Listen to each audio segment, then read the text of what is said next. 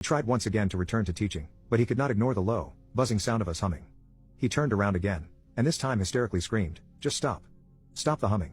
Whoever is humming, just please stop." He had completely lost his composure, and you could see the signs of anxiety all over him. Heavy breathing, beads of visible sweat on his brow, and his entire body shaking a little. Then he looked up, and saw a room full of teenagers snickering under their breath, or covering their mouths. I think that sight was what broke him. In an instant, the layers of protection he had been building up his entire life were stripped away, and the parts of himself he hated the most were bare for everyone to see. Then he started crying. Why? Why doesn't anyone take me seriously?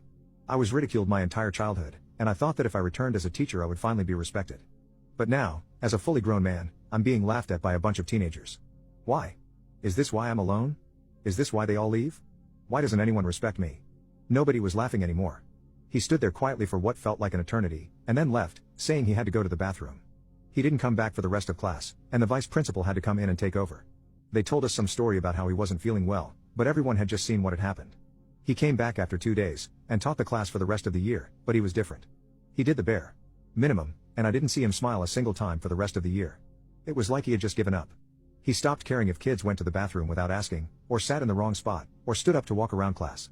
I had shattered his classroom paradise into little pieces, and he wasn't interested in putting the pieces back together.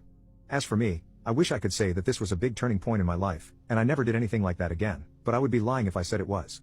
Sure, watching a grown man cry in front of me did make me feel guilty, but that feeling was wiped away the first time one of the older kids said, "Dude, that humming thing with Mr. Bick was hilarious." I continued to walk around with hate in my heart, and hurt a lot of people who were close to me in the process. It didn't dawn on me until much later that I was worthy of love all by myself, and didn't need to put others down to feel big.